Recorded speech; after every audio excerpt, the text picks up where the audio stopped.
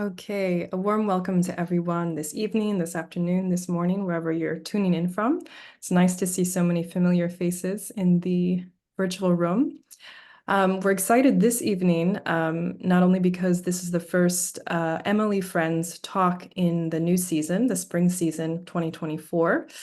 And this is, as you know, it's a series which is really dedicated to featuring members of the Mind and Life Europe community and giving them a platform to share some of their latest, most cutting edge research and to think through some of these questions with the community. So we're looking forward to that this evening and to having a really fruitful discussion at the end. And we're also really excited because we have the honor of welcoming Professor Dr. Wolf Singer, whom many of you know, whether you're in the Mind and Life Europe community of friends or you're tuning in from further afar. And so I'd just like to briefly introduce Dr. Singer before I give him the floor. And then we'll have about an hour for the talk and around half an hour or 40 minutes for the discussion at the end. So Professor Dr. Wolf Singer is Director Emeritus of the Max Planck Institute for Brain Research in Frankfurt and founding director of the Frankfurt Institute for Advanced Studies, as well as the Ernst Strungmann Institute for Neuroscience in cooperation with the Max Planck Society. His research focuses on the neuronal substrate of higher cognitive functions, in particular on the question of how the distributed sub-processes in the brain are coordinated and bound together to give rise to coherent perception and action. So this evening, he'll be giving a talk entitled Artificial and Natural Intelligent Systems, a Challenging Relation. And I think instead of giving any more words of introduction, I am happy to give you the floor, Wolf, to lead us into your talk, which I'm sure is going to be incredibly thought-provoking this evening. Well, thank you, Johanna, for your kind words. I will try to share my screen. Hopefully that will work. Can you see my screen?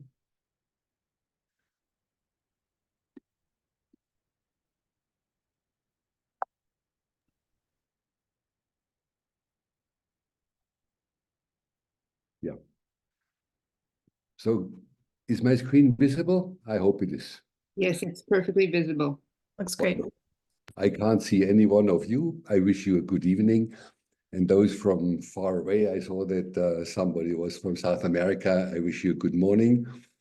As you see, I have changed my title a little bit because I thought I should, in this environment and embedding, talk a little bit more about the problem of consciousness in relation to the machines that we are now celebrating so much.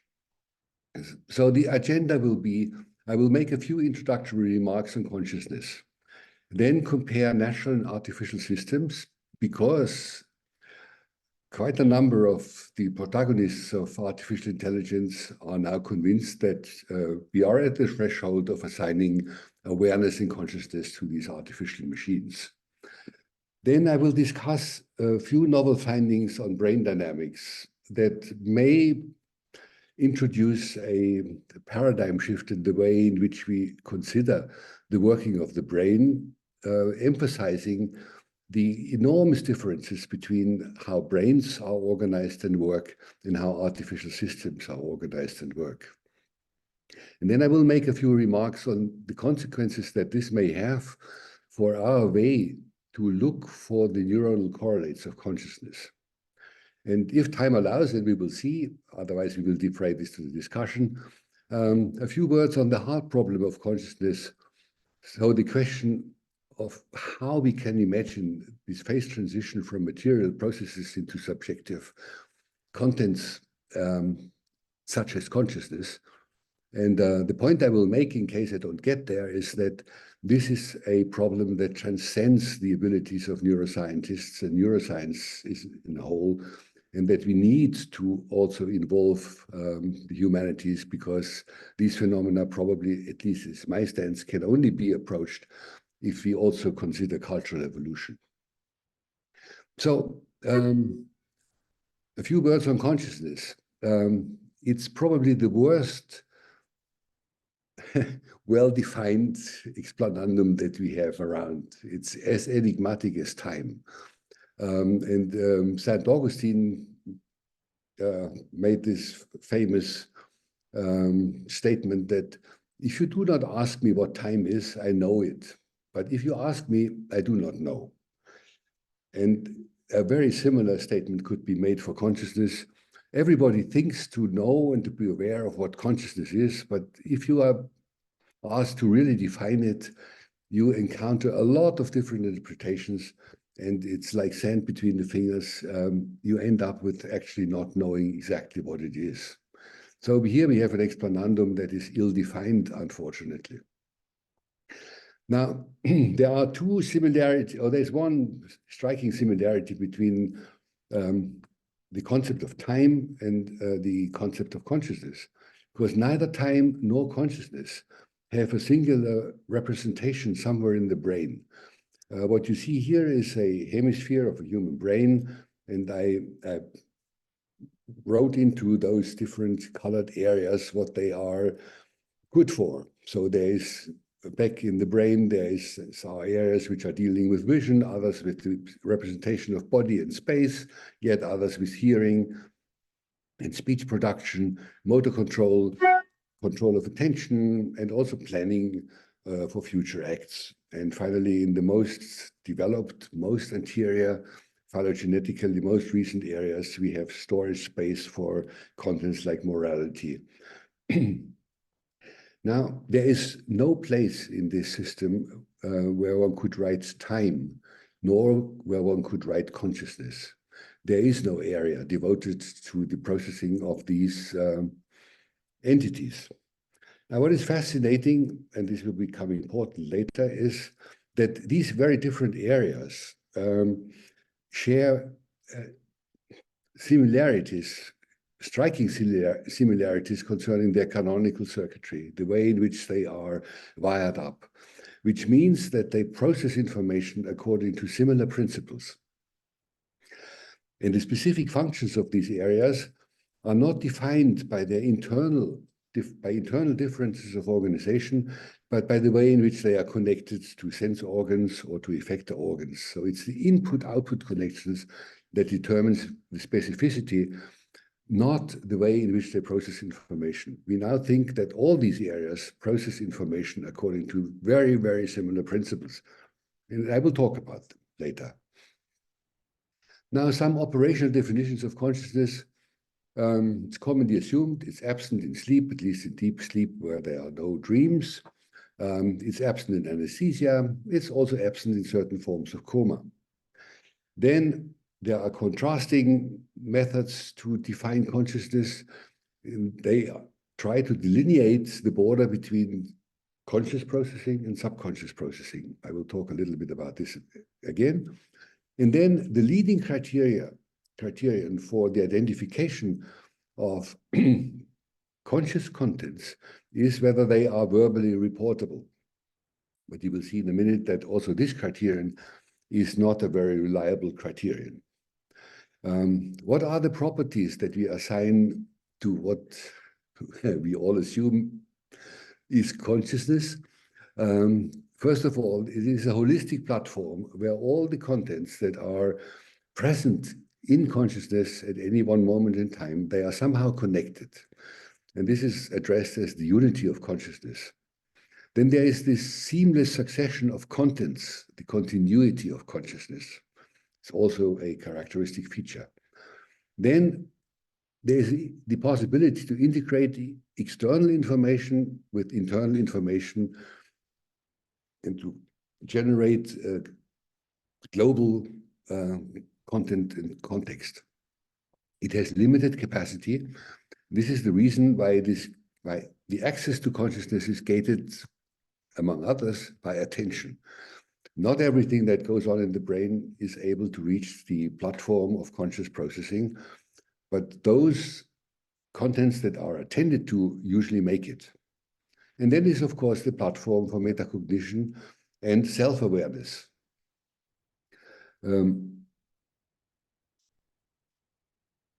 There are a number of popular theories around in the moment, and as you may have seen, the Templeton Foundation has generously funded, a research program in which proponents of these various theories were asked to collaborate and invent and design experiments that would falsify the one or the other interpretation.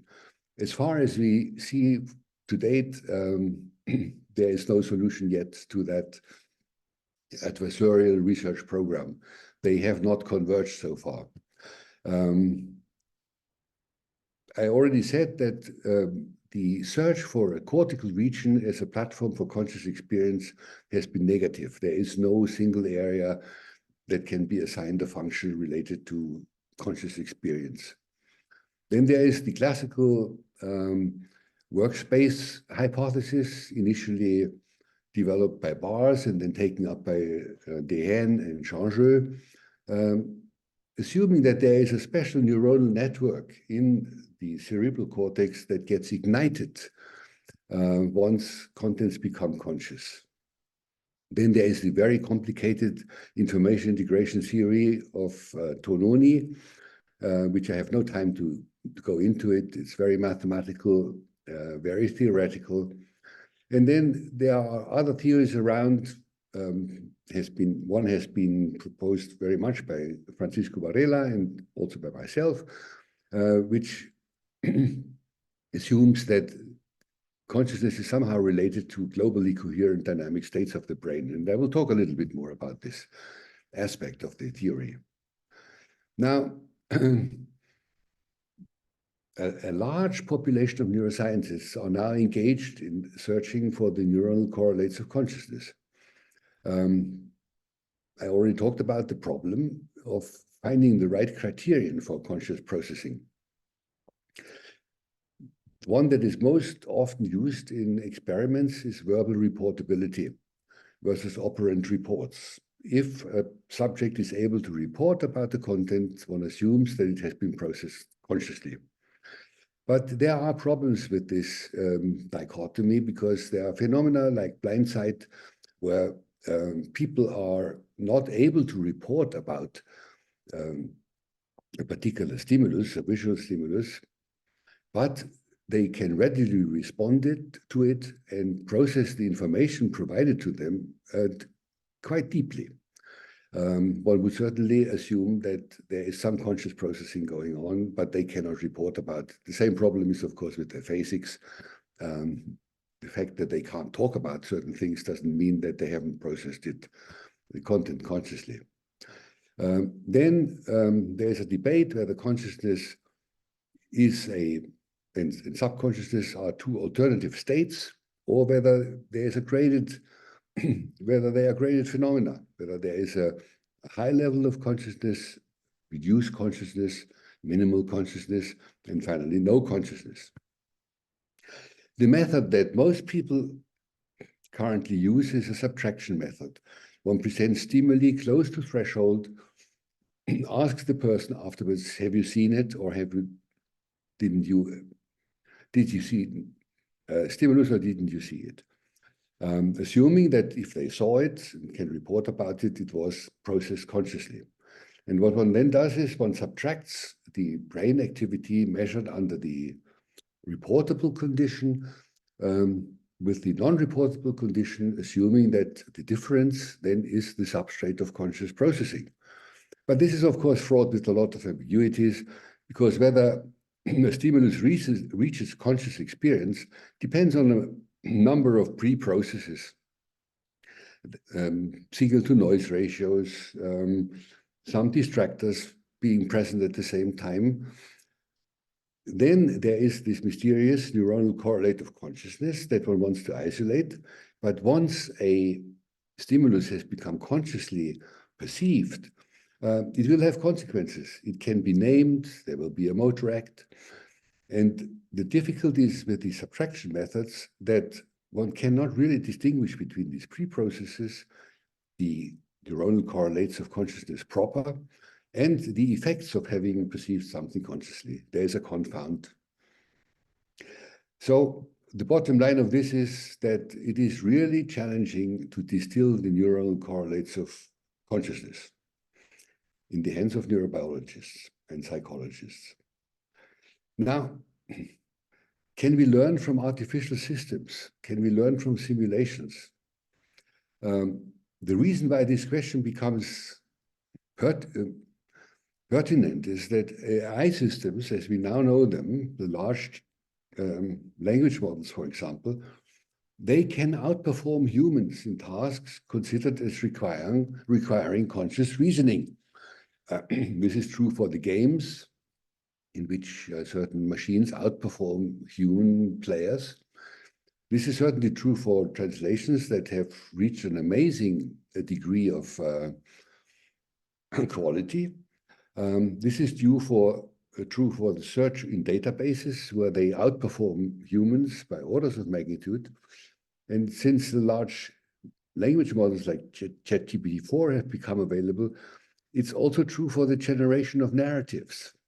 And some of these AI systems, especially the large language models, they pass the Turing tests, meaning that if a subject is asked to entertain a conversation with such an artificial system, it's sometimes very difficult to distinguish whether the partner is a machine or is a human being. My take of this is that we are not clever enough to design a Turing test that would make this difference. But for the moment, the classical Turing tests is already met by certain of these large language models. So the question is, have we understood the brain since we are able to reproduce its functions? Then, of course, the question comes, will artificial systems become aware of themselves at some point? Will they develop a theory of mind? Will they experience qualia? Will they finally have emotions and eventually a concept of morality? All these are questions that are currently discussed in many fora. So I don't want to get too much involved in these philosophical questions because I think it's premature, but concentrate on empirically answerable questions like, are there essential differences in the organization of artificial and natural systems? And this is a question that one can readily address. Now, if you look at the comparison between those two intelligent systems, a housefly that leads an autonomous life, reproduces, survives in a dangerous environment, and such big supercomputers, already comparing the energy consumption of those two systems may suggest that there may be fundamental differences. Then if you take the number of neurons, of elements operating in these two systems, the number of neurons in a fly brain is countable. The number of switching elements in such supercomputers is unimaginably high, it goes to trillions. So probably there is a difference, but what is the difference? So let me first explain very, very briefly what the architecture of most of these modern AI systems is actually boiling down to. They all are built on the canonical principle to evaluate and encode relations. And this principle has been formulated and also put into hardware in the middle of the last century. And this principle is called the perceptron. So what you have is you have at some input two different elements, A or B or features. And you want to establish a relation between the two. And the way perceptrons do it is they connect these feature detectors at the input stage with a number of nodes or switching elements, integrators. They are called in the hidden layer, so there is no output here. And from there, you have connections converge onto output cells. Usually there are a number of them. And by adjusting and fine-tuning the weight of these connections here, you can arrange it such that a particular output unit, I call them conjunction-specific units because they will become responsive to the conjunction of A and B, and only to this conjunction. And there can be other output units by differential tuning of these input connections, you can make it possible that another output unit will then respond selectively to a conjunction of B and C and so forth. This perceptron principle is exactly the same as the one implemented in these large deep neuronal networks. You have input layers with sensors. You distribute the activity of these sensory elements or feature detectors onto a very large number of hidden units by divergence and convergence. And then you iterate this recombinatorial game over sometimes 100 or 200 layers with billions of nodes in these layers. And then you have certain output units, like these conjunction-specific units, that collect the activity of the last or the couple of the last layers.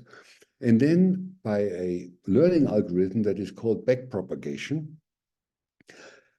one fine-tunes the connections between those elements step by step by step. And these are sometimes trillions of learning steps until one achieves a perfect match between a particular input activity constellation, or we call it vector, a particular input vector, and the activation of a particular output unit. So you show an elephant here, and there will be a unit here that will respond when there is an elephant. And if you show a butterfly, there will be another unit that responds to a butterfly. We call this a labeled line code because these output units always code for the same thing. There is no feedback from these higher levels to these lower layers. There are no backward connections. The whole flow of information is feed forward, is in this direction. Also, the nodes within the layers are not interconnected. They stand in isolation. So it's the scaling up of the perceptron principle that makes that these systems become so effective. The breakthrough was to develop an algorithm that allows this backpropagation to fine-tune all these connections. And just to give you an example of how many iterations are necessary, the learning period of ChatGPT-4, which was fed with the world literature here, and then produces output vectors, had a bill for the electricity alone that was required of several $1 million, $100 million. So the billions and billions of learning steps have to be performed before the system can bring its function, which is very different from the one-trial learning that we know from biological systems. So some of the features of these artificial systems, and this is probably why we built them the way they are in the moment, resemble some aspects of the mammalian visual system. There is some serial processing from the retina to the visual cortex to higher visual areas, all the way up to areas where we think that percepts are generated. So there is some serial processing. There is a hierarchical architecture. One also finds that once these artificial pattern recognition systems are trained, the responses of the nodes do resemble to some extent the response properties that we have in our natural systems. And as we all know by now, they have comparable efficiency in object categorization given some constraints. So some believe that we have solved the problem because we can imitate these natural functions. I would maintain that we probably have not solved the problem because there are fundamental differences between these artificial systems and natural brains. And let me explain some of them. But first, let me get back to the idea that our brains could be organized in that way. That we initially had in mind, as long as we'd be stuck to the classical behaviorist theories, we really understood the brain as a serial hierarchical system in which serial processing prevails. in which sensory signals are processed until they give rise to perception, pardon, at the top of the processing hierarchy. And then we assume that this would be the seat of conscious, intentional self that perceives, decides, and acts. And Descartes has put this in a graph. He assumed that there was a center in the brain higher up in the processing hierarchy that he called the seat of the self, where the perceptions would be organized and intentional acts programmed. And virtually all, at least Occidental philosophies or philosophical schools adhere to this idea that there needs to be a central instance that can be equated with what we address as the self or the conscious self. Now, interestingly, this view that we may obtain from introspection and from observing the respective other is in conflict with neurobiological evidence. So there's an interesting incompatibility between the first and the third person perspective. Because biological systems, and this does not apply only to mammalian brains, it is probably a general principle, they are characterized by massive reciprocal connections within layers, between the nodes. There are feedback connections between layers, usually more feedback than feed forward. Then there's a very tight reciprocal coupling between processing streams. I will give you examples. And our systems, because of these reciprocal interactions between nodes, they generate extremely complex dynamics. And this is a distinctive feature because the artificial intelligence systems that are based on the perceptron principle, they have no dynamics. They are operating according to a stereotyped computer clock. So temporal relations play no role in coding. And time is not a dimension that can be used for computations. That's a very, very important difference. So let me give you a few examples. Here you have two. Sorry, I got a cold over the last days, and this is still the traces of it, but I will make it. These are two modules in the cerebral cortex of the mammalian brain. We call them columns. There are some indications of feed-forward serial processing of the input that arrives with these blue lines in the middle layer of the cortex and then is relayed forward to superficial layers and to deep layers from the superficial layers. So there is some indication of seriality. But what is really prominent in these systems are these red lines, the reciprocal connections between the neurons located in these columns. And these make for about 80% of all the connections in here. The synapses produced by the input connections only make up for 6% of the contacts of these receiving cells in the middle layer. All the rest are connections that come from within. So consider the brain as an extremely autistic, self-referential system that talks mainly to itself and has a weak coupling of input connections to subsystems of its cerebral cortex. Now, the same principle of reciprocity is maintained with respect to the connections between the areas. Now, each of these colorful areas that you have seen in the early slide is represented by a simple red dot. So this is the primary visual cortex. There are other visual areas here. Back in the brain of, this is a macaque monkey brain. And then there are areas depicted here from the frontal parts of the brain that whose task is mainly to coordinate attentional processes and to prepare some motor reactions. And these white lines here, they are standing for extremely massive reciprocal connections that interconnect the neurons that are located in these different cortical areas. Myriads of connections. 70% of all possible connections between these areas are actually realized. This is a mind-boggling density of connections. The architecture is related to what we call a small word network or a rich club network. These are networks that make sure that with a minimal number of switching stations, you can get from any place to any other place. So if you know your way in here, you can get from a neuron in this area to any other neuron in any of those other areas, either directly or you require 1 or 2 switching stations, but usually not more. There's very soft hierarchy because everything is coupled reciprocally. So this is the connectome of our cerebral cortex, meaning that if something happens here back in the brain, all the others will immediately know within a few tens of milliseconds at the latest.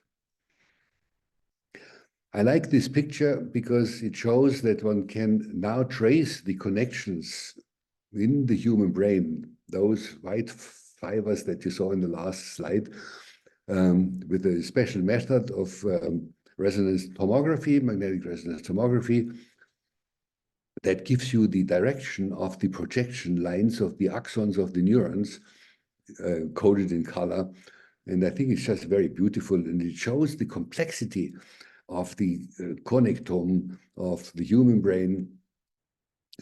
These fibers, the totality of these fibers are called the white matter, which connect the neurons in the cerebral cortex with neurons in subcortical places. So let me summarize structural differences.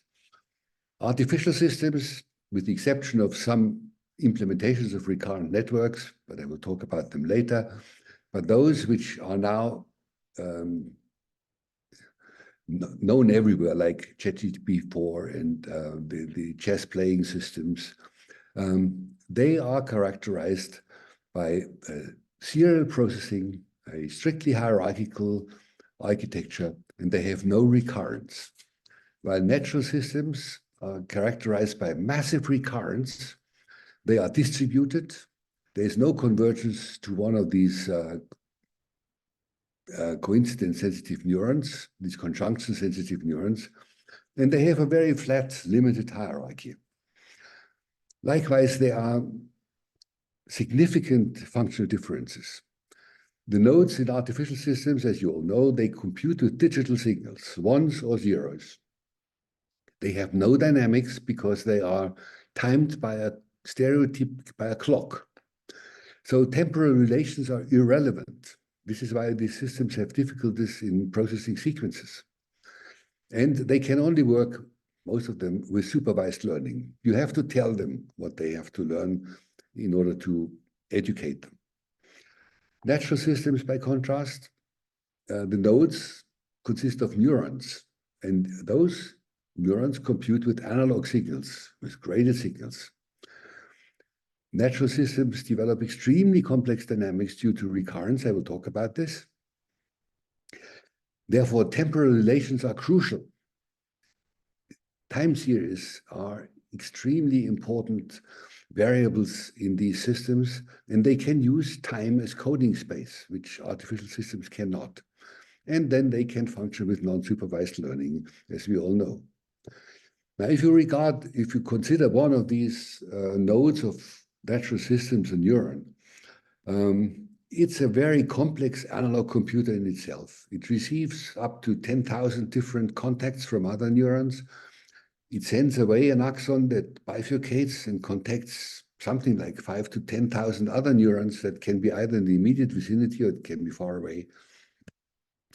And these neurons integrate in a very complicated, often nonlinear way, the signals that they get from other neurons, using as criterion for summation the temporal sequence of the input signals and the space where they arrive, the place where they arrive, and their frequency. So the computations in such neurons are already very, very complex, and they are analog, which is a big difference. So what is the structure of representations in these natural systems, being distributed as they are? The answer is, there is not a single neuron that gets activated when there is an elephant out there, but the representation of a perceptual object of any content, by the way, can only be understood as a widely distributed spatiotemporal pattern of activity.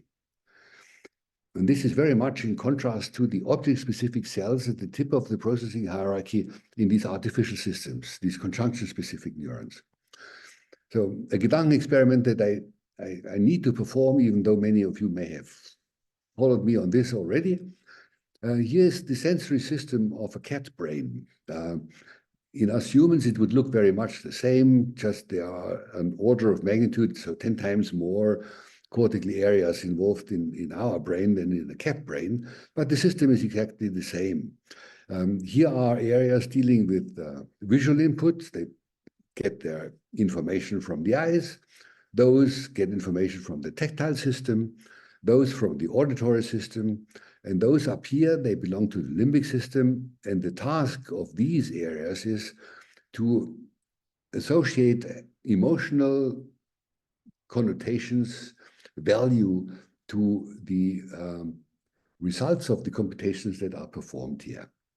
So imagine for a moment that such a system, and I should say in addition, of course, that these colorful lines here, they stand again for these massive reciprocal connections that interconnect neurons located in these different areas. So imagine for a moment that such a system is confronted with a polymodal object like a barking dog, whose fur one can touch. So there will be myriads of neurons distributed in these visual areas that will become simultaneously active, namely those which respond to certain features, visual features of this animal. The same is true for neurons in the tactile system.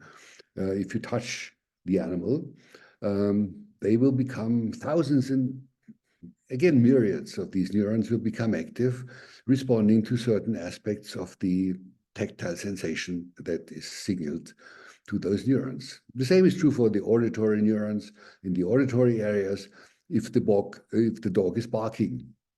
And while all this goes on, all these neurons exchange information among each other. Neurons sitting in these limbic structures in cooperativity determine whether this dog is aggressive or peaceful, whether one should run away or whether one can continue stroking it tenderly. So the question is, where is this dog represented in the mammalian brain? In this case, a cat, but it's the same in our brain. The answer can only be, there is no single point that one can delineate. There is no single site. The representation is a dynamic, highly dynamic, widely distributed pattern of activity of neurons, some being silent, some being active. There is no further reduction to this description. As you will see later, the dynamics is a little bit more complicated than just being active and inactive. It's oscillatory dynamics that yet explore another space of complexity. So non-local representation, spatiotemporal activity pattern, not further reducible. Now, what determines the specificity of these spatiotemporal patterns?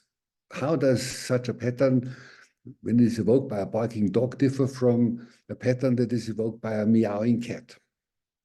Now, the answer is that the specificity of the emerging patterns is determined by an interaction between the sensory evidence, the sensory signals that are produced by the sense organs, and the a priori knowledge, the priors, that are stored in the architecture of this network. And there you need to know that this architecture, so the way in which neuron A talks to neuron B, whether A and B are connected strongly or weakly or not at all, that this architecture is the result of, on the one hand, genetic instructions. We are born already with a lot of predetermined architecture. And this architecture is then shaped again by learning.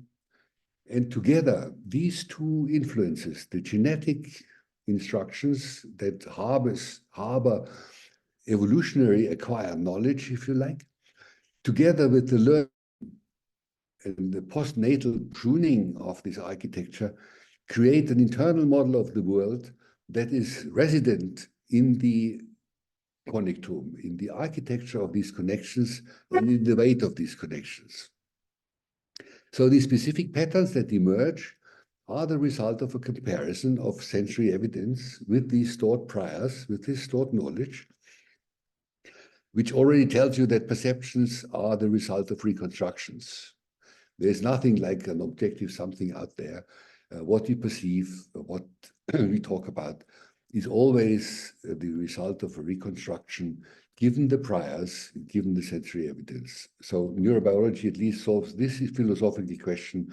It argues strongly for constructivism. Now, how is this internal model of the world generated by experience during development? There's a very simple rule, surprisingly simple, the so-called Hebbian rule, that says neurons that fire together wire together. So the functional architecture of these connections, and I emphasize the recurrent connections, reflects the statistical regularities of environment. Connections between neurons coding for features that occur very frequently together in the natural environment, meaning they have some relation occurring frequently together, those neurons get frequently co-activated and increase their coupling. So neurons get associated by learning that code for features that have a high probability of co-occurrence in natural environments. So initially, brain is born with very redundant connectivity. There are many more connections available than are actually used. And then through this correlation-dependent learning process, wire together if you fire together, those neurons get connected preferentially that code for features that have a high probability of co-occurring in the outer world, like features belonging to a particular object. They always occur together when this object is present. Now, a second very important distinction is that the nodes in natural networks, they all have the propensity to oscillate, to function like a pendulum.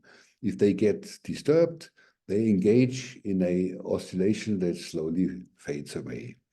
This is realized in virtually all nervous systems, either by pacemaker neurons that have a certain tendency to discharge rhythmically when excited, or it is implemented in oscillating microcircuits that can be built very easily by having some recurrent inhibition, for example.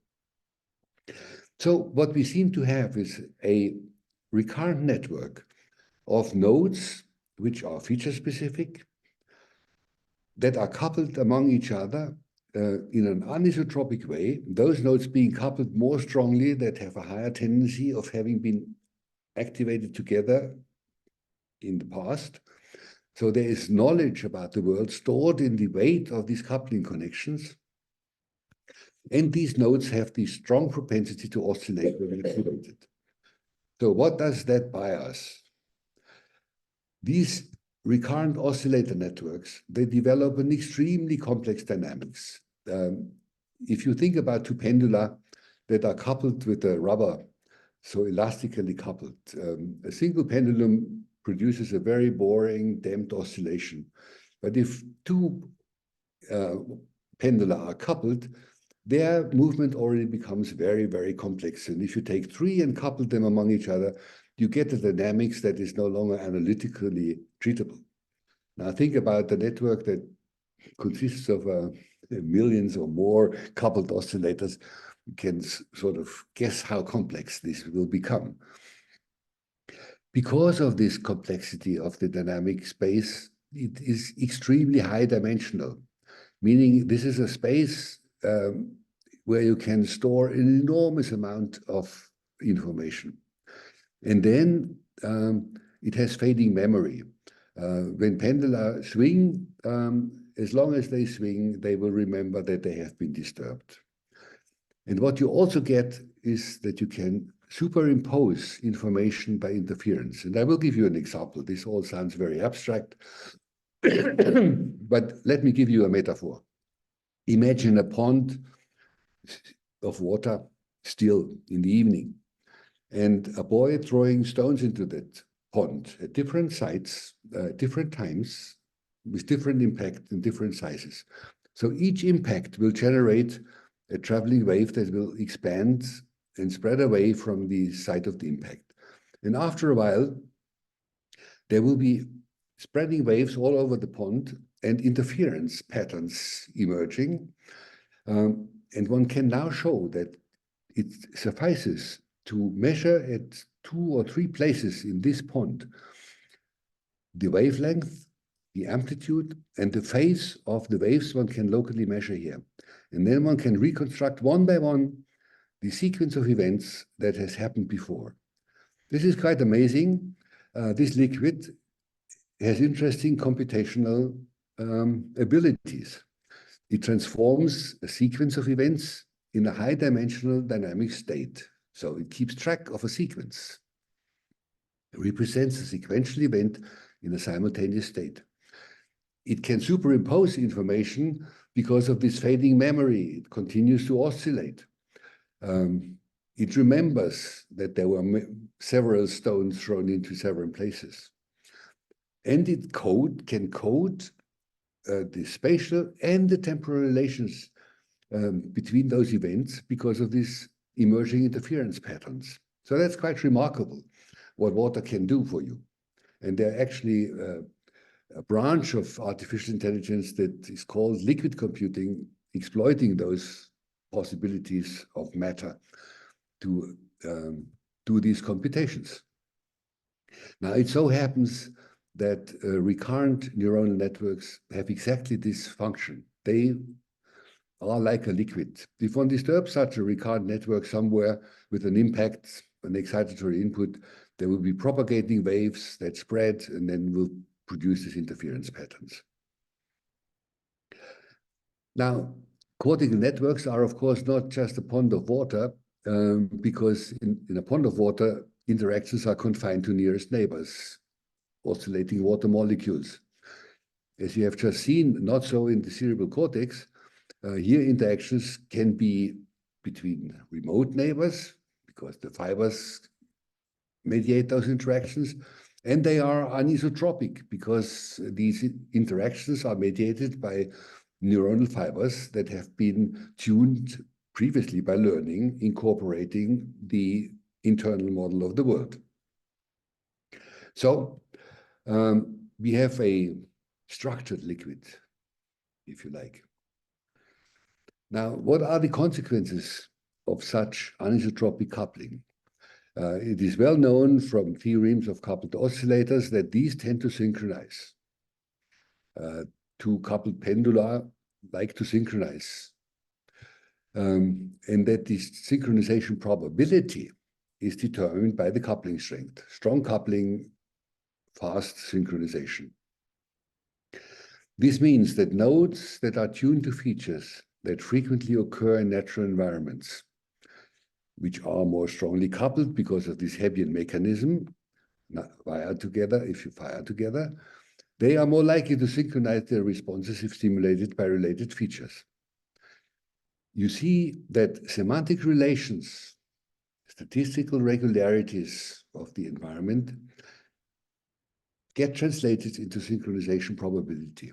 It's a very important step into a temporal code, into a phase code.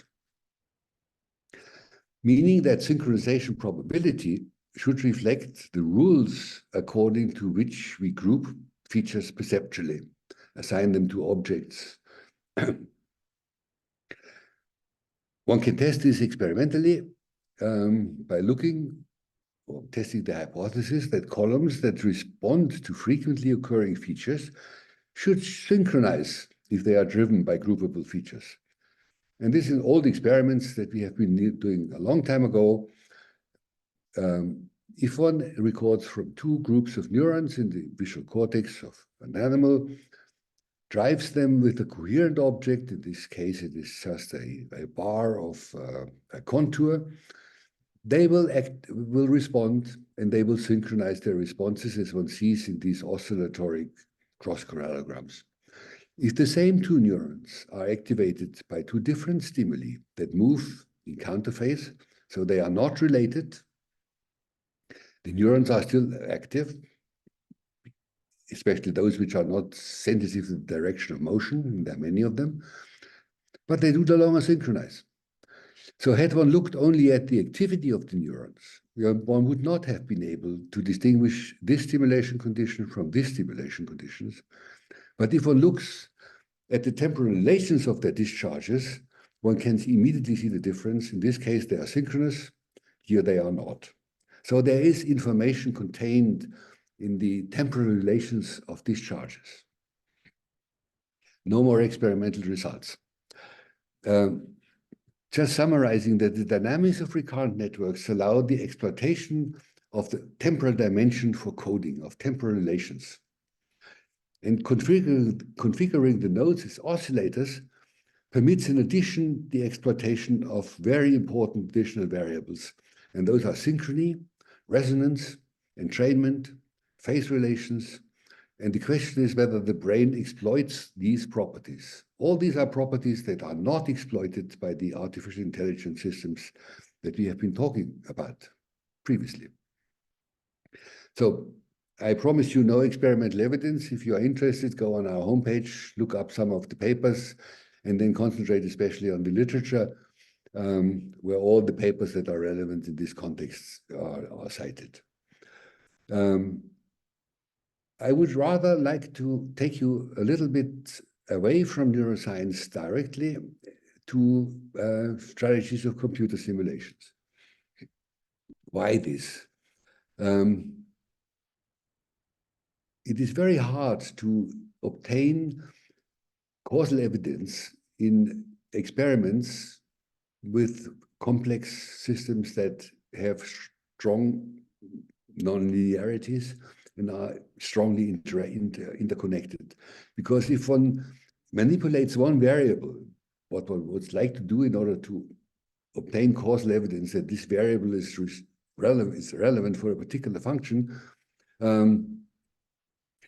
one disturbs every other variable at the same time, and it's not possible to relate variables in this way.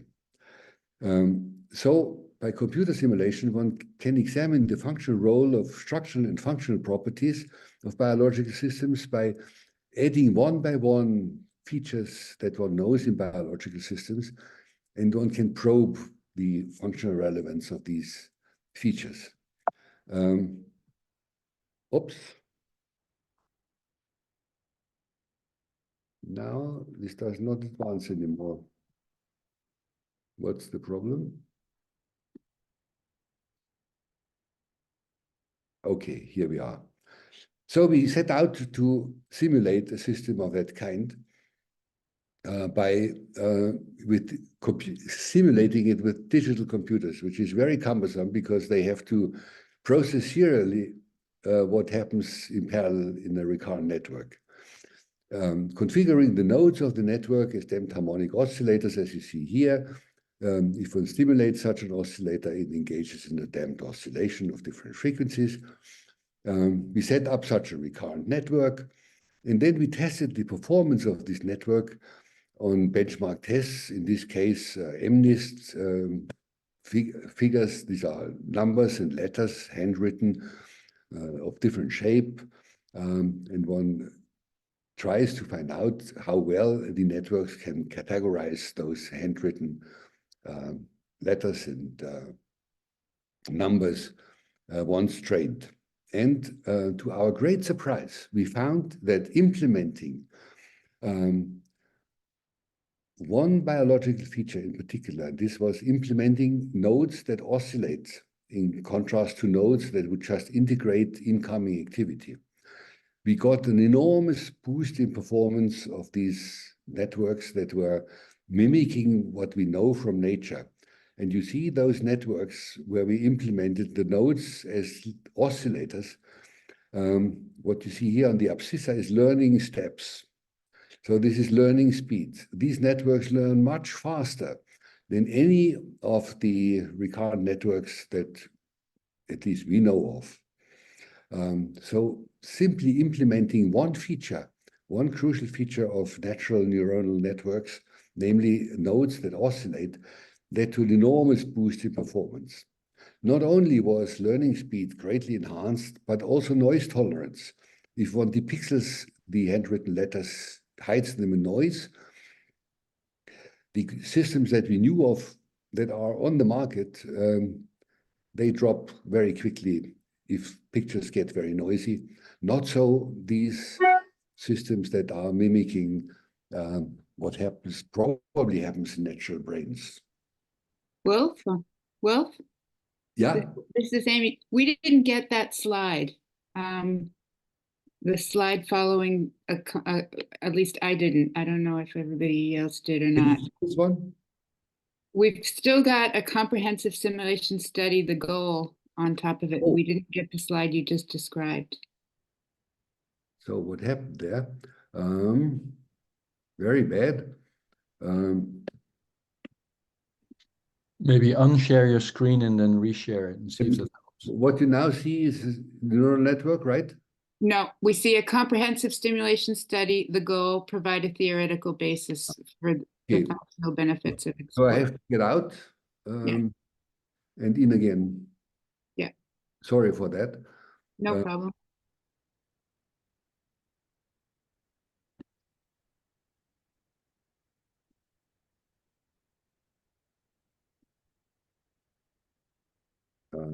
Now you are supposed to see. Now we see the whole set of slides. There you go. And now let's see whether we can. Do you see what I show now? Benchmark? Benchmark, yep. Yeah, okay. So we seem to be connected again. Yeah. So as I said, these networks that mimic some of the features of cortical networks, they have outstanding performance with respect to learning speeds. You see these steeply rising curves, the abscissa, the number of learning steps, and here the test accuracy. Those are those networks which are out on the market that we compared them with. Same for noise tolerance. Did it work now? Do you see the picture? These oscillatory networks, they have very graceful degradation if one increases the noise, surprisingly robust. Then one can play further, adding features that natural networks have, heterogeneity with respect to preferred frequencies of the oscillators, heterogeneous conduction delays, because nerve fibers are slow and have a very heterogeneous conduction time. And then allowing these networks to learn like natural networks learn, non-supervised by experience, they get better and better and better. So here you see the virtues of introducing heterogeneity. If these oscillator networks are allowed to become heterogeneous, they are still much better than the homogeneous ones, those you have seen before in terms of learning speed. And they outperform by far what is out there. Now, what do they do if they get stimulated? Like natural systems, there's a brief flash of light, such a number is flashed onto the matrix of the input layer of the current network. It starts to engage in oscillatory activity and then self-organizes and then produces a very, very complex spatial-temporal pattern that is characteristic for that stimulus and that can very easily be classified by a linear classifier. And this is how the various nodes respond. They oscillate in very different frequencies, like the interference patterns in this pond would do. For different letters, different oscillation patterns. So the representation of an object in these networks, very much like in the brain, is a very complex landscape in high-dimensional phase space, which is sculpted by peaks of synchrony that are separated by valleys of incoherence and then highly active zones where resonance can play, segregated by less active regions where there's no resonance. And these landscapes, they differ subtly for every of these different stimuli and can easily be classified by a linear classifier. So here you see what happens in an untrained network with all, it has not gone through ontogeny, it has not learned about the statistics of the environment, about the priors. You stimulate it with something, everything synchronizes, as indicated by the blue here. These are correlation patterns. Once it has learned, it engages in these very subtle correlation patterns that differ for the different letters. They have no resemblance whatsoever with the topological structure of their input. It's a highly abstract distribution of activity in phase space. One can't express it more simply. So what is the summary here? Implementation of features of recurrent cortical networks, in particular the implementation of oscillatory nodes, leads to systems that outperform on standard benchmark tests all of the known recurrent networks in terms of learning speed, noise tolerance, number of nodes, and variables. Also, the speed of conversions towards the result is very fast. And of course, energy consumption is minimal. These networks would run with a pocket lamp battery. Now, why do oscillating nodes boost performance? Because now coding space does not comprise only space, not only topology and the amplitude of responses, which is also the case in digital computers, but also the frequency and the phase of an oscillatory signal. Now, these nodes, because they have a resonance frequency, they extract features by resonance, which is a completely different principle. And this resonance permits phase and frequency-dependent gain control, also something not available in conventional systems. Then the computations are fully distributed and they are holistic due to the interference of propagating waves.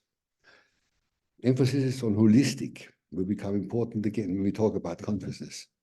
And then these systems can superimpose information in phase space because they have this fading memory. And then the synchrony can, of course, be exploited to boost the Hebbian learning process to shape the internal model of the world. So what makes this so exciting, at least for us in the moment?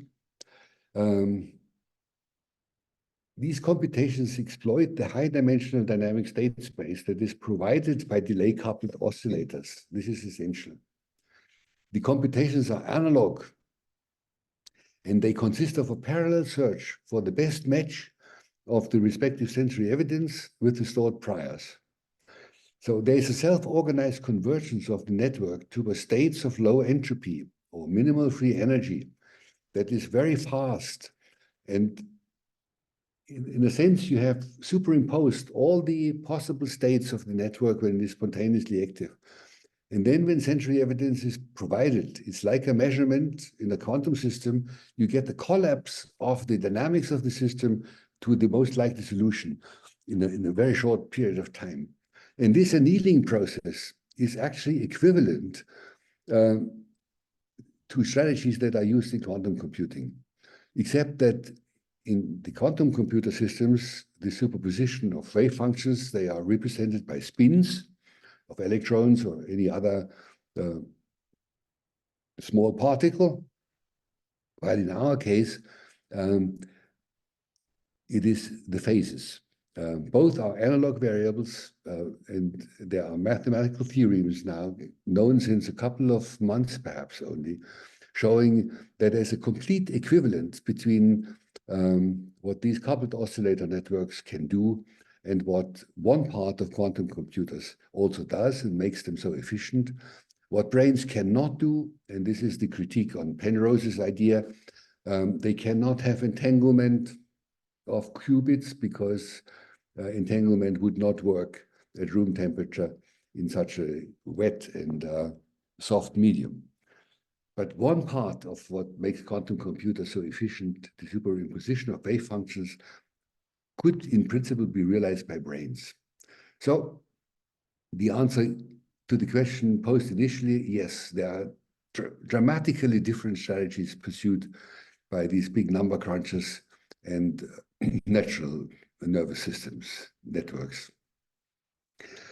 So does that have any consequences for our search for the correlates of consciousness? I think yes, because it offers more plausible interpretations for the absence of a center for consciousness.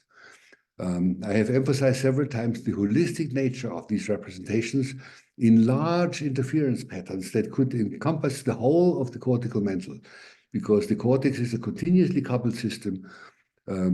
So you could see there's a huge pond that is anisotropically structured, where in every part of this network, knowledge is available about what's going on in any of the other parts. It seems to fit somehow the holistic nature of consciousness, and also this continuous waxing and waning of dynamic patterns, at least intuitively, resembles the seamless stream of conscious contents. Now, if one were to follow this idea, one would have to use and develop maybe also new methods to assess brain states. Obviously, one has to look for coherence, one has to look for synchrony, one has to look for correlation structure, one has to look also for more interesting variables that are not very much analyzed so far. This is the distance of the system to criticality. We know that cortical networks operate best close to criticality. If it gets a little bit more excitable, it may become epileptic. If it falls below this critical working range, it doesn't work anymore. I would say maybe it falls into coma. One would have to apply measures that assess characteristics of these high-dimensional dynamic systems, like their dimensionality, their entropy, their free energy, their fractal properties, and God knows what else. So I think when continuing this search for neuronal correlates of consciousness, one would have to expand the search space by using methods that go beyond what we do in the moment, because most of the methods we are applying in the moment, they assume linearity and stationarity, and neither is the case in our natural system. Now, well, this is nice because it could delineate the future roadmap of neurobiological research for the hard problem of consciousness. The hard problem of consciousness remains. What I have been saying so far does not serve to close the explanatory gap, the question of how qualia of subjective experience and the spiritual dimension of humans can emerge from the material neuronal processes. And I don't know how much time I have. If I have another 5 minutes, maybe. Yeah, a brief comment at least to stimulate the discussion. There were many philosophical attempts to overcome this epistemic gap, but I think none is satisfactory. Ontological substance dualism as a theory is difficult because it's not falsifiable. Emergentism is nice, but there has been no mechanistic explanation so far. So I think we will have to extend from simple neurobiological approaches in the search of this phase transition, which we will probably not find by just analyzing brains. We will have to complement our approach by looking also at cultural evolution, which has brought forth immaterial realities, contents of belief systems, ideas, last not least, the concept of consciousness. Now, if these immaterial constructs that are the product of cultural evolution become priors of our perception, it's of course possible that we can perceive immaterial realities, and we do so. We coin terms for them, we use them in our everyday communication as symbols for something that is immaterial, but that we experience as important, mighty, because belief systems can erect cathedrals. Now, if we share this perception of immaterial realities, why not integrate them in our self-model? We integrate a lot of assignments to our self-model that we get attributed during education. Why not also this? attribute to ourselves a spiritual dimension because we share the experience that this exists. Therefore, then, at the end, we perceive ourselves as existing in both in the material and immaterial dimension. And this, of course, gives rise to these dualistic interpretations of the structure of the world. So I leave it here. These are just a few details. And end with the plea that I think in order to solve this hard problem of consciousness, we will have to overcome the dichotomy between the natural sciences and the humanities. Because complex systems are able to self-organize, they can generate new phenomena with new qualities that require for the description a different Sprachspiel, but these emergent properties are, of course, interdependent with the substrate from which they emerge. So if the world is coherent, and some of us at least would like to believe so, explanations need to be coherent as well. And we should discuss this, I think, now. And so my thanks go to my colleagues for all their precious ideas and work, because none of what I have talked to you about could have been in my mind without them. And then to you for your attention. And thank you very much.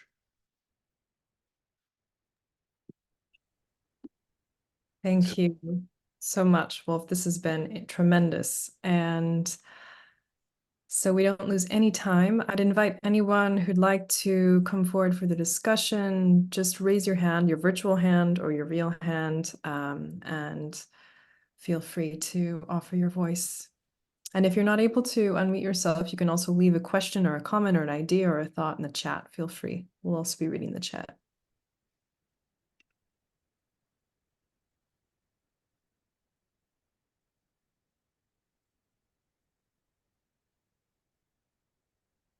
Great. Tyler, nice to see you again. Welcome back. Thank you. Yeah, Wolf, really, really interesting talk. So one thing that struck me was your discussion of the brain being like a highly autistic kind of thing that's speaking mostly to itself. And yet with the Hebbian wiring together that has to help us live and survive in the world, you also mentioned there's a correspondence between this internal interaction and the regularities of the external environment.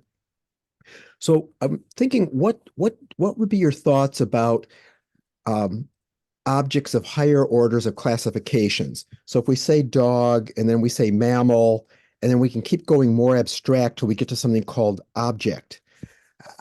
What do you think is happening in the in these correlations between the brain and those particular regularities in the environment in which these higher classes, I mean, this gets us into a debate of nominalism versus something more concrete.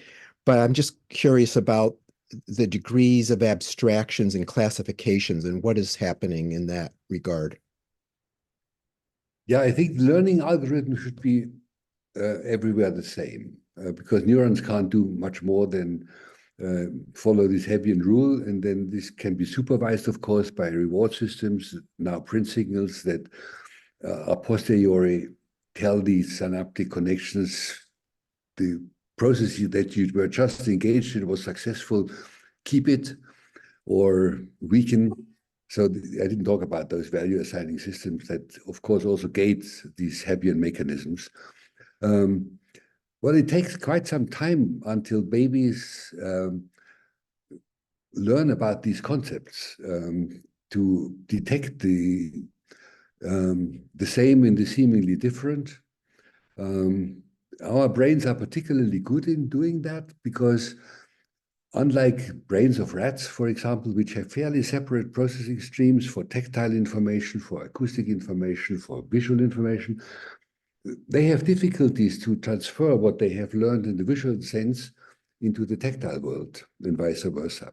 While in our brains, there are many, many parallel reciprocal interconnections between these processing streams, which makes it easier for us to detect the same in the seemingly different.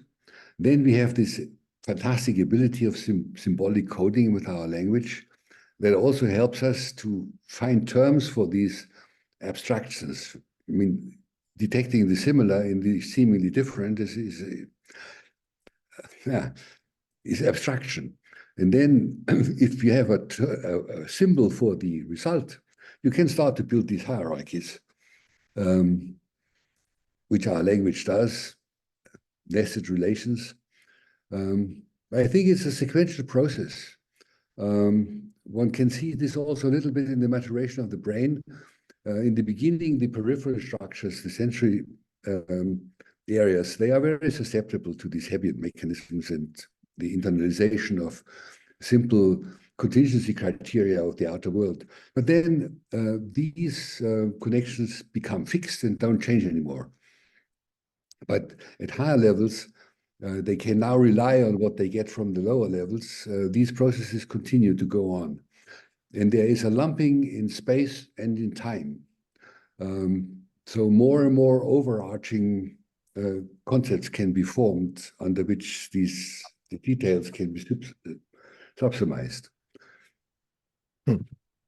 Thank you. Just a quick follow-up. So is sameness and difference a key process? Because you said it's applying at multiple scales to make these nested degrees of abstraction, sameness and difference.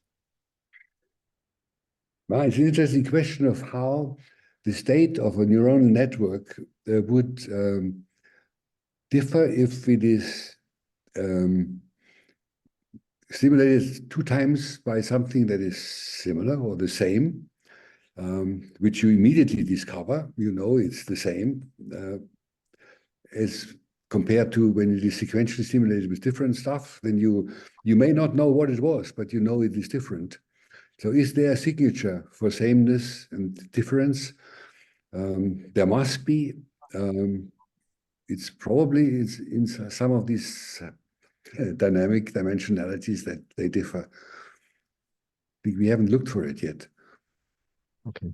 We see in these single neurons, we see, they adapt to sameness. If you show the same stimulus over and over again, they respond less and less, and they adapt to it. And if you show something new, then they are strongly driven again. But there must be something in the overarching dimensionality or dynamics that changes.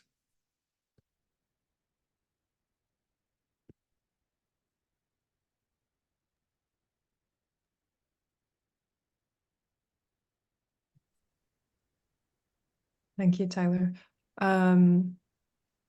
Feel free, anyone else, if you'd like to raise your hand. Or something, yeah? Breno? Yeah. Yes, hi there.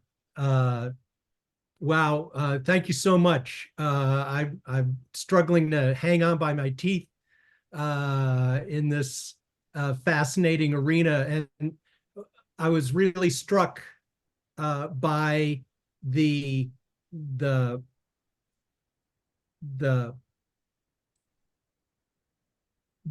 concept of oscillation or the phenomenon of oscillation, because that seemed to be a really key factor that your research had indicated as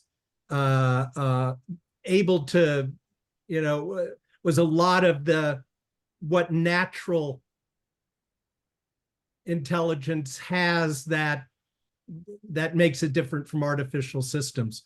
So my question is, and so when I think of oscillation, it seems like, so my question is how material, how much is the capacity for the oscillation that you're talking about dependent on the materiality of the brain as a system? In other words, it's kind of, is this an aspect of the embodiment of the mind? So it's a kind of straight Francisco Varela question. Are we looking at an outcome of the particular mode of embodiment that the brain possesses, that it can work in this way that you describe? Yeah, I don't think so. after we had discovered this principle, which really was not looked for, we had innocently started to trying to find out whether being oscillatory brings you any advantage or whether it's just an epiphenomenon of a complex system. And the surprise was that, yes, if we deliberately implement the ability of the nodes to engage in damped oscillations, it is a game changer. Something else all of a sudden emerges that can be used for computation that is extremely useful. Now, since we saw this and we realized that we actually have an analog computer whose dynamics is very difficult to simulate in digital computers, so we use supercomputers to simulate digitally our networks, and it takes them a whole night in order to simulate a few seconds of what's going on in these networks. We now collaborate with a colleague who since decades works with analog technology. It has nearly died out. And we produced a prototype sample made out of oscillators, like you find them in synthesizers, still in the old ones. And what we saw already is that we have now a network of 4 nodes simulated completely in electronic analog hardware. And it reproduces exactly what we have implemented in our system. So the prediction is yes or no, it is independent of implementation. It's a principle that can be realized by any system that has the ability to oscillate and superimpose wave functions. And out there is now a development of those who got frustrated by quantum computers because they cannot deal with the problem of reducing the error rate of the qubits. So they cannot scale these systems. They now start to investigate, since it is, people start to realize that systems of reciprocally coupled oscillators, especially if they are delay coupled, simulate something that a quantum computer also does by superimposing wave functions. So there's a movement now towards attempting to implement in hardware, in classical physics, this principle. And you can do it with vibrating plates or coupled pendula or whatever. As long as it oscillates and as long as it's coupled, and as long as you can adjust the coupling, you have the ingredients you need. Okay, thanks. Thanks, Bruno. Look, we have several requests actually in the chat. If you wouldn't mind walking us through the final slides that you skipped over and just giving us a sense of what we missed out on, because everyone seems to agree that they looked very relevant. Okay, easy.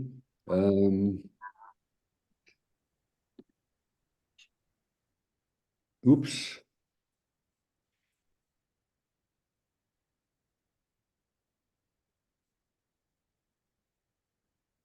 Bear with me.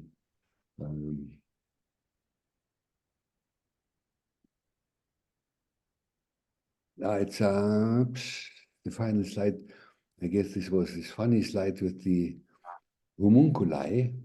I now realize how many slides I had. I apologize. Not this one. This one maybe. Can you see it? Huh? Not yet. We see the final slide right now. Very bizarre. Yeah. Yeah, this is what I see also. Now we see a plea, your second to last slide. Yeah. Here. Mhm. Maybe Yeah. I leave it here before. Can you see something? Yeah. Yes. It's in the presentation mode, but okay. So what this is wanting to say is that Can you just enlarge it, Wolf, because it's still on a small screen. it's too small. Yeah. So I If try you can to make just put it, there we go. Yeah. here you go.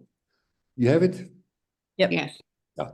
So the suggestion would be that you have a sequence of emergent processes due to self-organization of a complex system. So neuronal interactions in brains that get ever more complex, they lead to cognitive functions. No secret in here. We can explain a lot of them. Psychophysical experiments produce correlative results between particular percepts and particular neuronal functions. So we don't have a philosophical or epistemic problem at that level. Then we have agents whose perceptions, actions, and behavior we can explain by the working of neuronal networks, even though these functions have to be described in a different Sprachspiel of behavioral sciences, and this is neuroscience.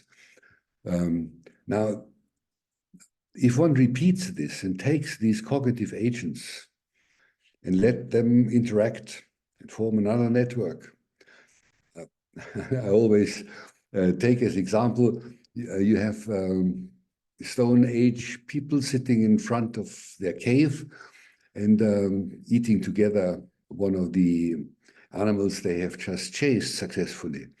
And they will sort of discover that there are certain persons sitting around the fireplace which are generous and others are greedy. This is a shared experience.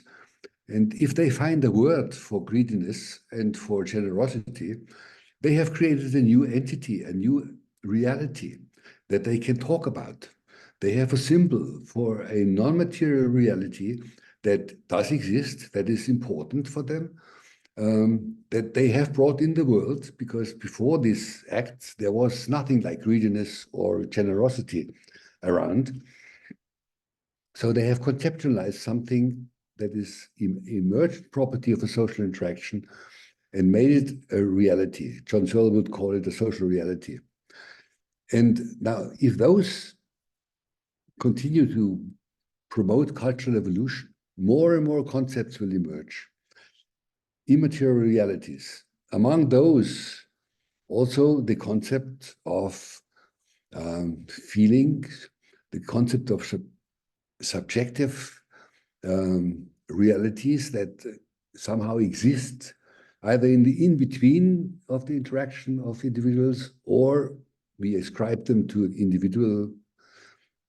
If you are not able to ascribe it to a brain process, we ascribe it to the self of the individual or with the character or what have you. So a spiritual dimension emerges, and those who made it emerge, they participate in it as much as they participate in the material world from which they come. And then I think there is this process of self-assignment of attribution. The processes in our brain are not transparent to us. This is why we have so strange intuitions about how we function that do not fit at all to what neurobiology tells us. I talked about this in the very beginning. So the brain is transparent to us. But if the contents of the spiritual dimension become part of the priors that shape our perception, and why should they not, since the nature of the material world also becomes a prior for our perceptions, then our self-perception will be determined by these priors. And of course, then include the spiritual dimension, because the priors are already immaterial, taken from a non-material world. So this is the way I would like to think. Being unable to explain this part of our dimension from just doing neurobiology. This will get us to here, explain perceptions, actions, behavior, all those things that cognitive neuroscience does. But it will not get us here, and this requires knowledge about cultural evolution. It requires Sprachspiele that are brought forth by the humanities. And this is why my plea was, let's work together if we believe that the world is coherent. If we believe that there is divides here, then we don't have to do that. But I would like to believe this, because the evolution from here to there is continuous. There is no ontological break whatsoever in evolution between biological and cultural evolution. It's a continuous process. So that was a little graph.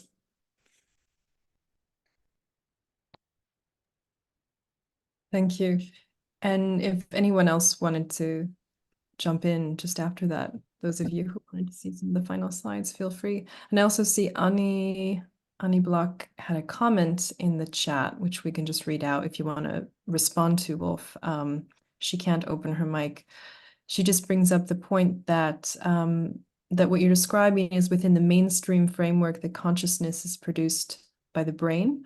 An alternative assumption is that consciousness is primary and the brain is merely tuning into it. And then she takes the analogy of we listen to the music on the radio and the orchestra is not in the physical device. Yeah.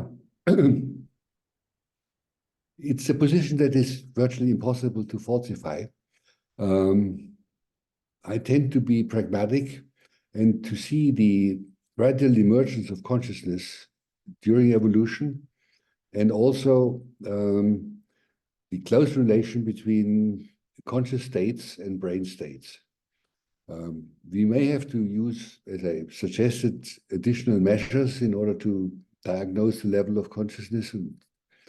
But for somebody trained like me as a medical doctor and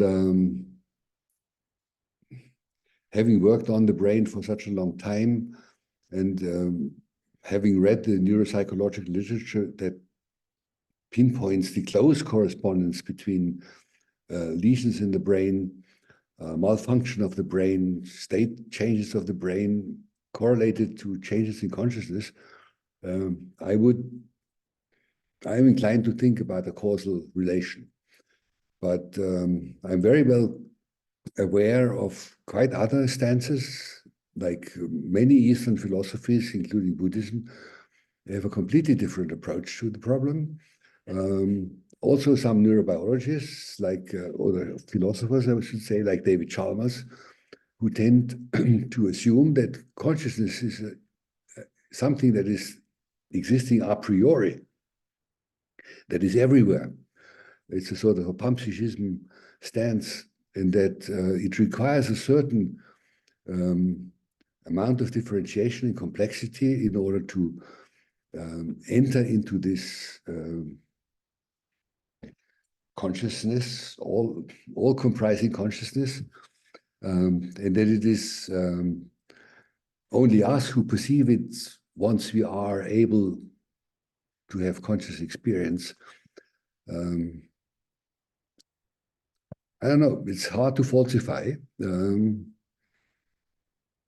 It seems to me more parsimonious, if one applies Occam razor, to consider this as a phenomenon for which we have found a name, ill-defined, as I said initially, but we seem to have a sort of consensus of what it is, and that it is an emergent property of our cognitive functions together with our embedding into a world that has an immaterial dimension due to symbolic representations generated during cultural evolution. But who knows? All our knowledge is always preliminary.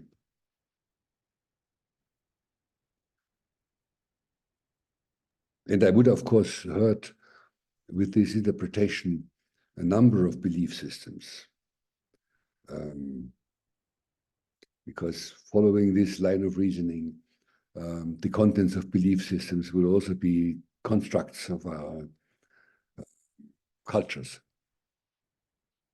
rather than being discovered by our cultures as pre-existing entities.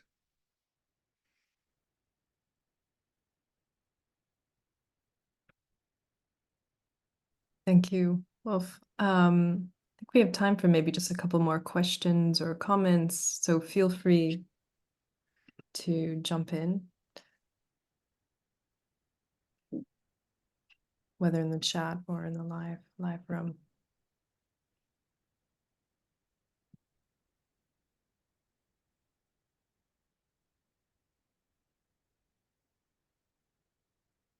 And there's a couple more comments in the chat too.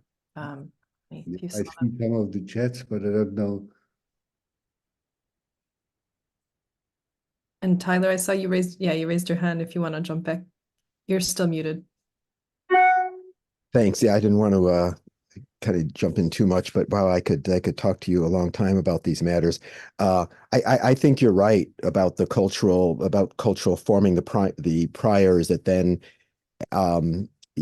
get into the brains, and the brains support the cultural evolution of those priors, not as something that then exists forever, but starts changing over tens of thousands of years, if not hundreds of thousands of years, depending on when language begins or some kind of symbolism, artistic symbolism begins. So I think this is a very powerful way of looking at it. Some people use the term cognitive niche, humans constructing a cognitive niche with the cultural stuff that's in between the people. It's not just language, but now we're making material stuff that can transcend individual people's lives and deaths, that lasts beyond them, so forms a kind of an environment. And you're talking about perhaps a spiritual niche in which these immaterial objects get discussed and talked about among the group. And I think you're fully right with that. Your comment about the concept of generosity made me think that there might be really deep concepts that once they started, like once something like generosity becomes a concept and starts being talked about, it then can form an environment for people helping each other, which then starts off a more cultural evolution, which is what you said. So I really like, if you thought any more about sort of primary concepts that might be very deep that may have been instrumental, I'd love to hear about it. But essentially, I'm just saying I think you're right on with that from my viewpoint. I guess it's again a very complex world emerging with nested relations and hierarchies and abstractions of concepts, all the way up to these very abstract belief systems. I can only see it man-made because being a natural scientist, I have difficulties imagining that all these things have been there before in their subtle structure. And if they had been there before, why then did different cultures discover them in very different ways? I mean, our concept of consciousness in the Western world, in the classical Greek tradition, culminating in Descartes, if you like, are very, very different from what Eastern cultures associate with consciousness. The same is true for the concept of self. If all these things had been pre-existing, we have very similar brains, why didn't we discover them in the same way?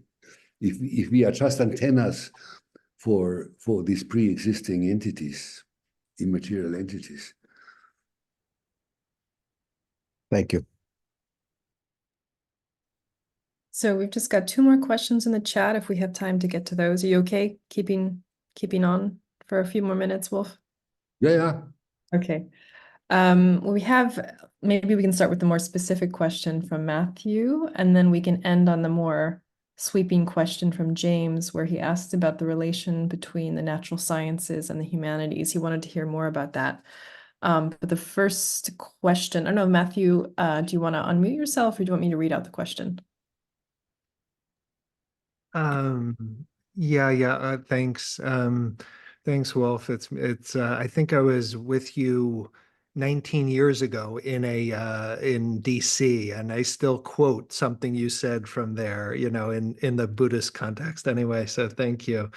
But was wondering about parallels between hallucinations in an artificial system and delusion in the human system, and if there's anything to be learned from that, and more generally the kind of the place of truth within a system. Do those function in similar ways? Is the longing for veracity like how do we understand that in an artificial system or a human, and how does that interact with kind of Buddhist notions of, knowledge and vision of things as they really are, or something like this. That's It's fascinating question is, how does the brain know when it has a result and whether this result is reliable or not? Brains know this. Monkeys also do this in experiments. One can show that they know about Heureka, I got it. And in decision tasks, they can also judge the reliability of the result they have obtained. Now, I think we have not the vaguest idea of what the signature of a result state is as compared to a state while the brain is still searching. There needs to be such a value assigning system in order to promote learning, because if you are not able to judge the validity of a result, you can't correct the process that led you to this result. So there are value assigning systems in the brain. We know about them, error prediction systems, error evaluating systems, but how they exactly gate the plasticity of the learning process, leave alone how they lead to the subjective experience, oh gosh, I made a mistake. I think this is still very, very unknown.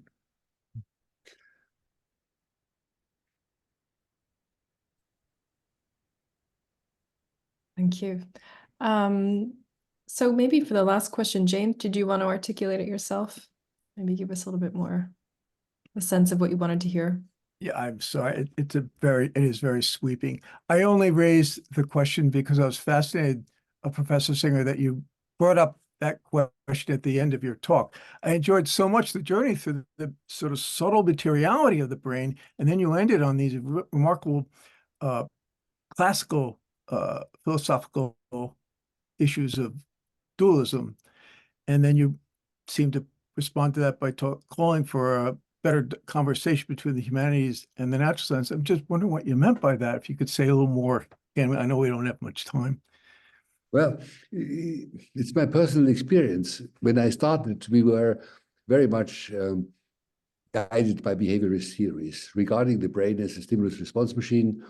And so we were optimistic. We thought if we make our way from the sensory surface all the way into the brain to the highest levels, and then at some time we will get out again on the motor side. And once we have gone through this whole trajectory, we will have understood the thing. We will maybe also have found the place where consciousness constitutes itself and things like that. Now, this was a great mistake. You can go through that system and you discover none of those conundra. Now we have a much more holistic view of the brain, a more dynamic view of the brain. Much of what we see would have been predicted by Francisco Varela already. It's a hypothesis constructing machine. It's a constructivistic machine. It's an inside-out process. The brain already knows a lot of things and then interprets rather than just soaking up evidence. Why humanities? Yeah, because the phenomena that we want to explain, they have been dealt with over centuries by the humanities and philosophers, and they found names for phenomena that simply do not occur in the world of neuroscientists. There is nothing like perception in the brain that we can find. No, this has been to be described in behavioral terms. And it gets even worse if it comes to the qualia, which are very, very hard to objectivize anyway. And then the even more abstract entities like the contents of belief systems. Nothing of all this can be found in the brain, but we may be able to explain why these things emerged during evolution, biological and cultural evolution, and then try to find translations between these two Sprachspiele. My experience in dialogues with philosophers, except those who really delved deeply into science, natural sciences, we use words that are seemingly delineating the same thing, but the connotations are completely different. So we will have to sit together and first of all sort out words and find out where the commonalities are, whether they are talking about the same thing as we are when they talk about consciousness and the self and truth. And I think we need to engage in this game endeavor, which will be painful, because it's humiliating to discover that there are people out there who have been over a long tradition of thought that we have completely ignored in neuroscience and vice versa. There will be now a special edition in the European Journal of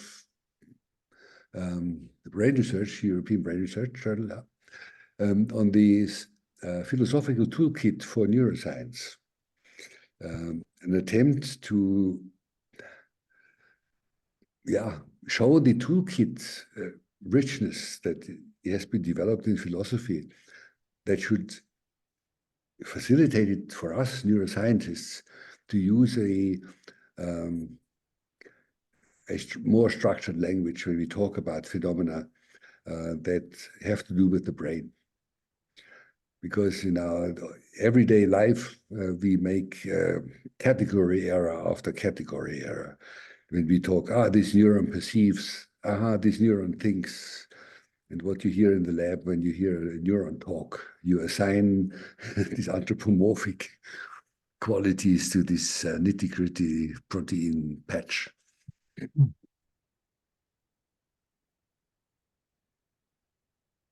Thanks. Thank you. I see we have one final comment from Wolfgang, and so we'd be remiss if we didn't visit that just briefly, and then I think we'll close after that. Wolfgang, do you want to just articulate your comment if you're still here?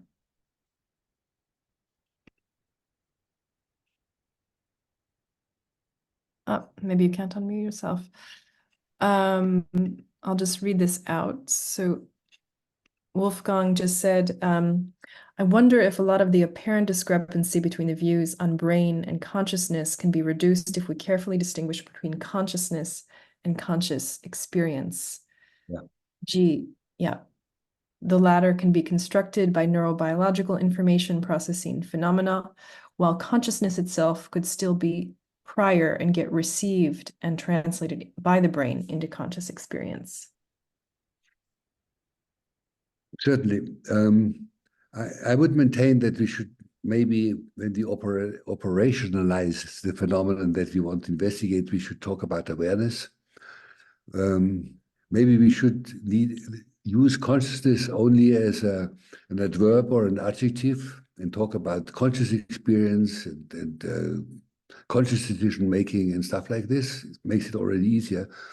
While the noun term consciousness is so contaminated by different cultural connotations and also tied very much to personal experience.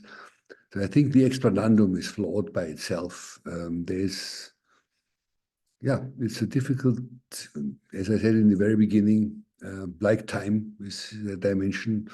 It's something that is not easy to define. I fully agree. Awareness would be better.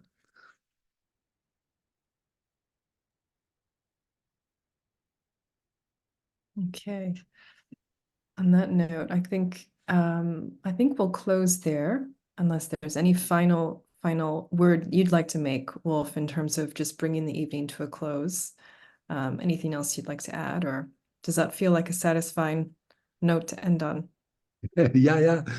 Thank you very much for attending and bearing with me. May have been a bit too long for all of you. If you have any other questions that come up while you fall asleep or wake up tomorrow morning, just write me. And then we get into another discussion. Yeah, thank you. Yes, thanks to everyone for coming, and thank you really so much, Wolf, for offering this insight into your latest thinking and your time, and really taking the time to walk us through these different landscapes of your thinking. So just a reminder to everyone that this series will continue. We generally have one MLE Friends talk per month. And if you're not already an MLE Friend subscriber, we'd encourage you to do that on the Mind and Life Europe website, because this is normally a series which is reserved for MLE Friends and also for association members. We have other talk series which are open to the general public, but this is actually one of our really special series where we gather together a small community and we really sort of walk through a person's work and their latest thinking. So it allows for a much deeper form of discussion than some of our other series. So if you're interested in that, please feel free to go to our website. And a big thanks everyone for your attention and your thoughtful questions this evening. And again, feel free to continue the conversation beyond this evening. So thank you again, Wolf, and hopefully we'll see you back here soon. Thanks. Thank you so much, Wolf. And thank you, Johanna. Thank you, Amy. Take care, everyone. Good night. Thank you. Good night.